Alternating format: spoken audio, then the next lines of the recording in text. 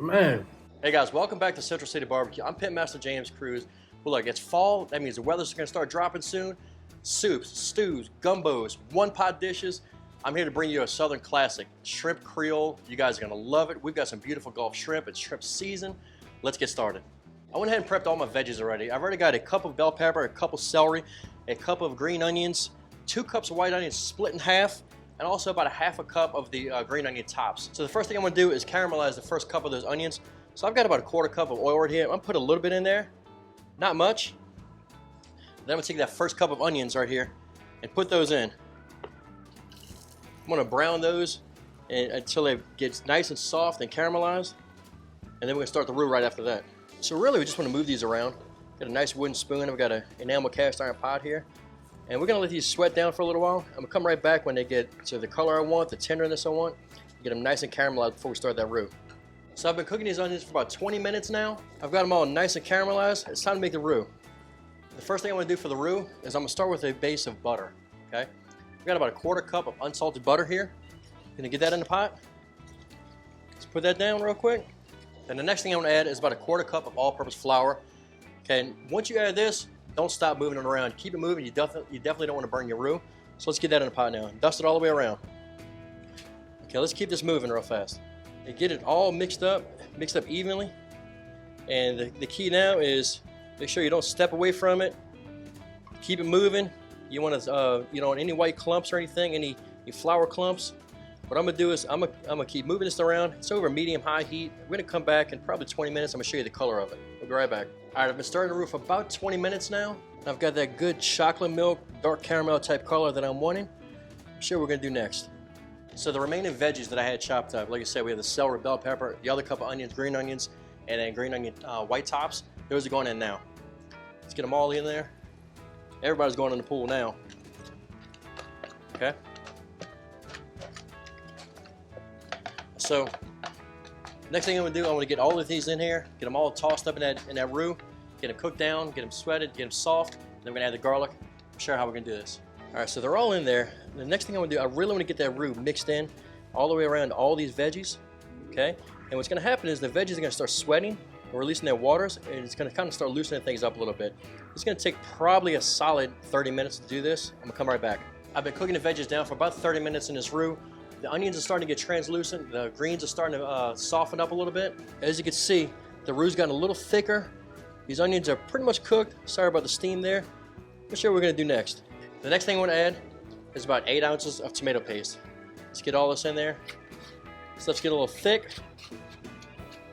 And what we're going to do is mix this all in really, really good. I don't want any clumps of tomato paste anywhere. So let's get that in there. Just stir it all in really, really good. You know, make sure it's well incorporated before we add any more of the tomato products in here. Okay, got that all mixed in.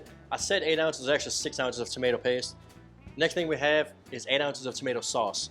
Let's add that to the mix. Well, let's get this mixed in. This is a lot easier to mix through here. But you want to get this stuff all well mixed in there. It's starting to soften up a little bit. All right, next I have 15 ounces of crushed tomatoes.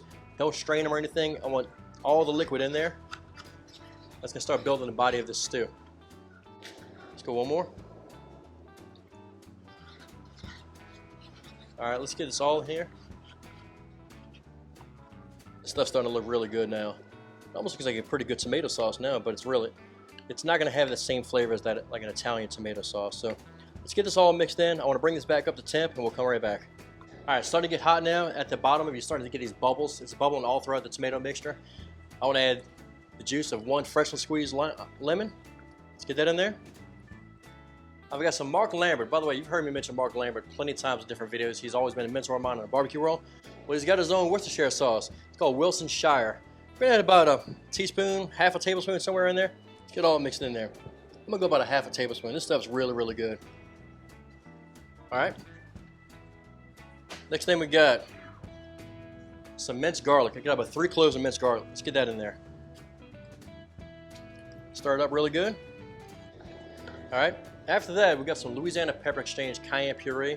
Now, you know these guys it's basically fresh pepper, some salt. I'm not gonna go too heavy on this. I like some spice, but you know what? I want a little moderate heat this week. So I'm gonna go about 2 teaspoons of cayenne puree. My teaspoon ready? 1, 2. That should be plenty right there. Let's get it off to the side. All right, let's mix it up a little bit more. Let's get that cayenne puree really incorporated in there. After that, we're gonna go about a tablespoon of Stalekrackers, Cajun 2-step. Look, we might have to adjust later, but for now we're gonna start with a tablespoon of it. If you haven't tried this stuff yet, it's good. It's got a good salt, it's got a good heat, got a little citrus in there. This is a seafood dish, so let's add that in there. Okay. And next we want about a teaspoon or so of black pepper. And the same thing with salt. Perfect. All right, let's mix this together. All right, you see how thick this stuff is? We're gonna add some water in a second. All right, the next thing we want to do, get all those ingredients mixed up really, really well. Let's add about 1.5 cups of water. That should do it. Let's mix this together really, really good.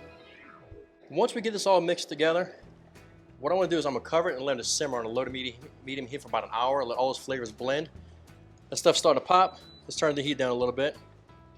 And then what we'll do later on, after we add the shrimp, that's when we'll start tasting for flavor, like seasonings, where I want to add some more the Stalekracker, Cajun 2-step, salt and pepper, maybe a little more cayenne puree. Let's cover this, let it simmer for about an hour. We'll come right back. All right, guys. So the Creole sauce has been simmering for about an hour and 10 minutes.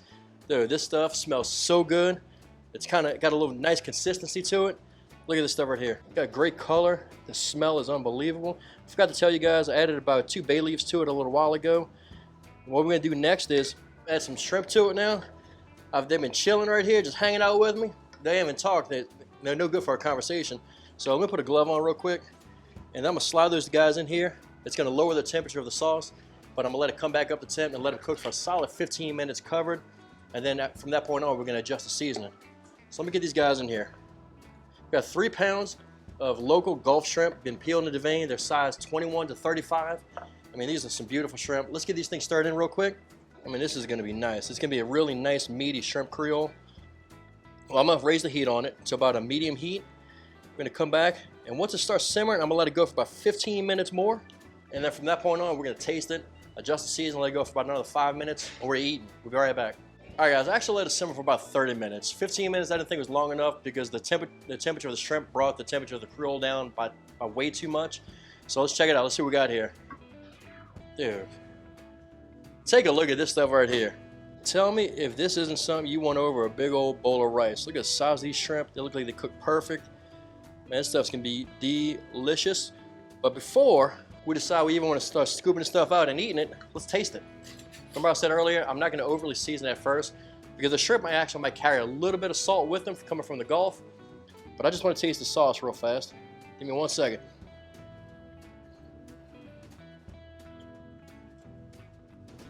Okay, first thing I noticed, I need a little more heat, a little more salt, but the flavor is unbelievable. So let's do this. Let's go about another 2 tablespoons of Stalekrackers, Cajun 2-step. Okay, that's not overly spicy. I'm gonna add another teaspoon of Louisiana Pepper Exchange's Cayenne. Let's get that in there. That's gonna bring a nice little bit of heat. Let's put that over the top. And lastly, about another teaspoon or so of some black pepper. All right, so what we're gonna do is let's mix this together.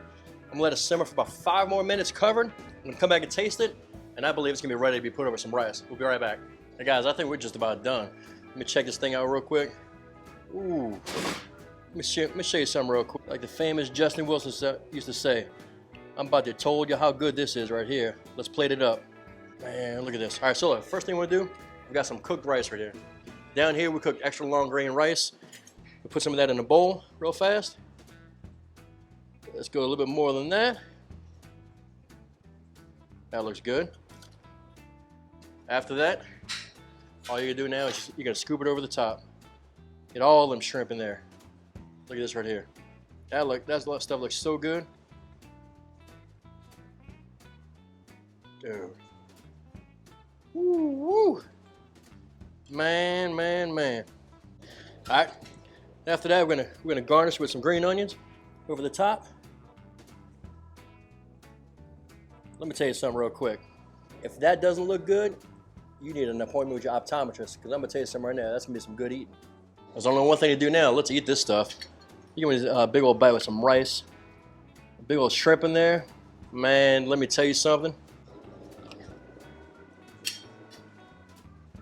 Man, whew, that stuff is so good. That shrimp is tender. Got a little heat from that Louisiana pepper exchange Cayenne. Dude, give me a second. This is too good.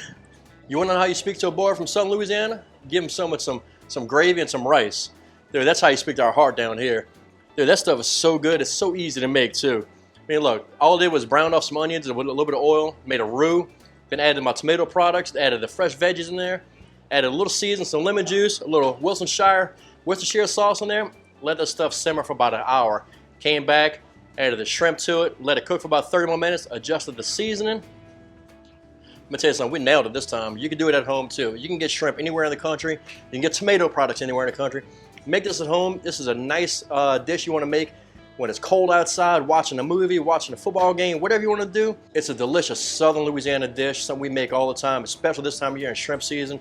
Hey guys, look, I appreciate you guys following me every week. I have a great time. Obviously, I love eating this stuff. It's that time of year. Look, follow the restaurant on social media, on Facebook and on Instagram. We're always doing different things. We're starting to get our event schedule going. I mean, if you want to book it, reach out to us, call us at the restaurant, email us, do whatever you have to do.